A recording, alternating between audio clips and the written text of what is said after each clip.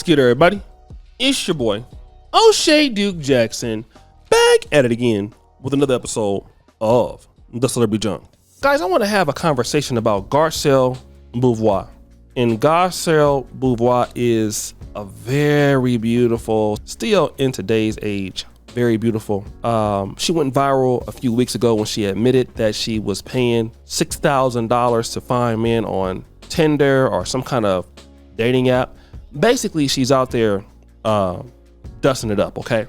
But we all know that Garcelle used to be on the Jamie Foxx show. That's kind of where most of us from that generation know her from. She did some other things, you know, she's in the Real Housewives of Atlanta and all this, but she basically is known now for dating white men. She was married to Mike Nylon for 10 years, and I believe that came with the production of her son, or the creation of her son, Jax. Now, a lot of black women love taking on white men, thinking that's going to help them, it's going to elevate their status, and they always find out that it doesn't. This is why I always tell people, you're better off sticking with your own group, your own kind. I don't care what you say, you're better off with your own people. Let me give you an example of what I mean.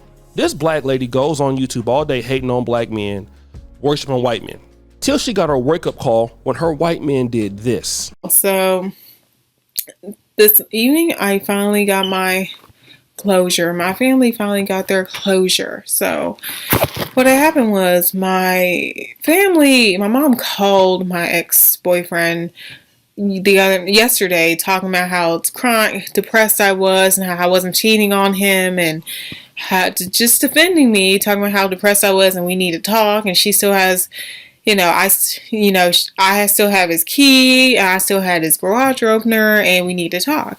And he agreed to come over tonight. And he came over tonight, y'all. This mother was as robotic as a mother. This mother acted like he had no feeling. This mother had like a straight face like this the whole time. I was crying my eyes out. I was bawling.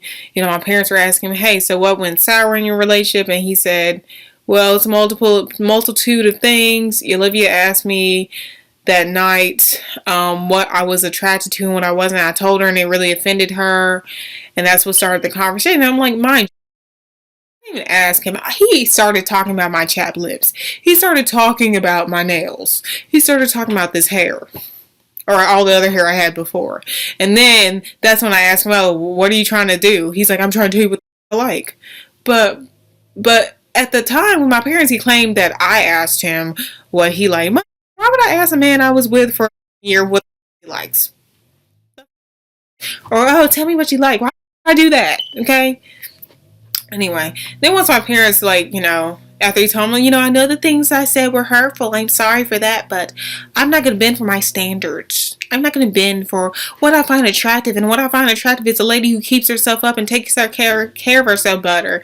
Then my mom said, look, I wasn't always Miss Prissy, painting my nails every month. Maybe that's where Olivia gets it from. I don't wear jewelry as much, and maybe that's why she don't wear a lot of jewelry. Maybe that's why she's not as dressy all the time. But I felt like Olivia was always looking good when she went over to your house. Every time I saw her go to your house, she never smelled bad or looked bad.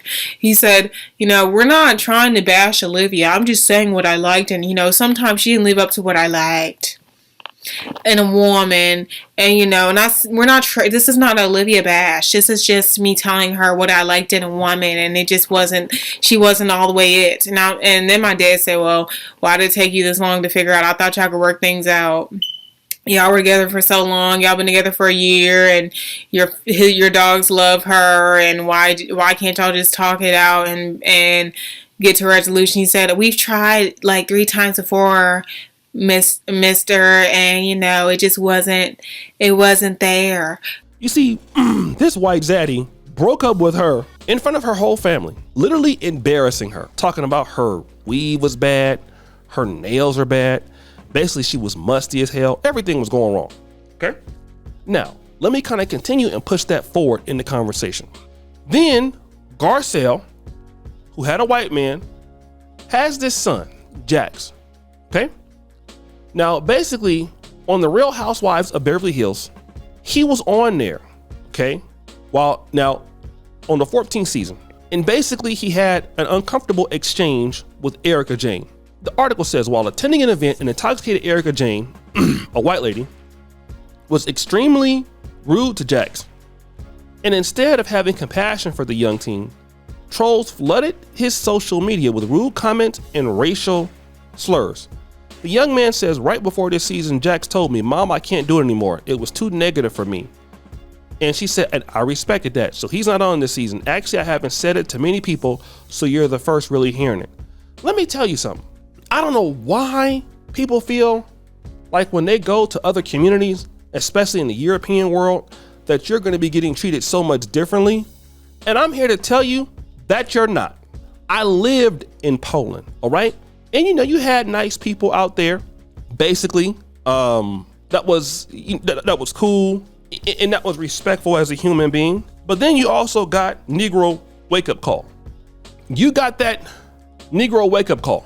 And if they're gonna hate you anyway and start calling you the N-word, what's the reality of producing somebody light-skinned then?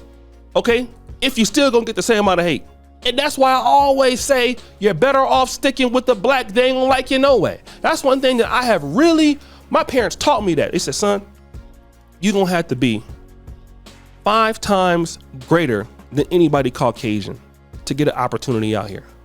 You're gonna have to do that in the white world. Now, what they should have followed that up with to me was this. You need to learn how to work with your people to achieve something in your group, since they're not gonna like you no way.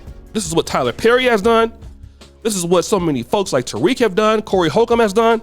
A lot of blacks have found that out the hard way, and they're not asking for no acceptance.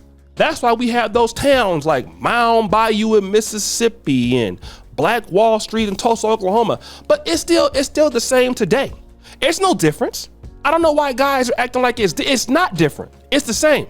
And you're gonna get your Negro wake-up call, whether you out there chasing the Karens, you're chasing Zaddy, you're chasing them, you're gonna get your Negro wake-up call all the time. A black person chasing whiteness is never gonna be able to chase it to the best of their ability. They're not gonna be able to get it. Look at Serena Williams. Serena Williams is out there in France getting her Negro wake-up call, trying to lighten up herself and change her things, and then she didn't change herself so much that nobody know who she looked like no more. They don't know what she done transformed into. And then they shocked. We didn't recognize you. So you go to the Paris restaurant and then you get sat to the back like you just anybody else. And now you over there mad. Don't nobody know you like that. Don't nobody know you like that. Who are you? You over there mad because you didn't change races. You're transracial now. So you upset. If you don't sit your foul ass down somewhere, seriously, you knew what you was doing. When you was out there looking like a carton of Neapolitan ice cream, don't nobody even know who you are. You don't even know what flavor you is. One day you're vanilla, one day you're chocolate, one day you're strawberry. Don't nobody really know. You're confused. You're confused. And if this don't get y'all on the point where y'all need to be and stop out here booty clapping it up for these other groups and stick with your people, and I know it's difficult, but you need to seek more opportunities with people who look like you. You will get them. Especially with the black community in America. We got so many talented people that are door openers and we don't even know they door openers. We don't even know they door openers. Can give you an opportunity like crazy. So guys, what do you think? It's your boy O'Shea Duke Jackson back at it again with another episode of The Celebrity Junk. I appreciate you for all that you do. Subscribe, hit the bell. We're out.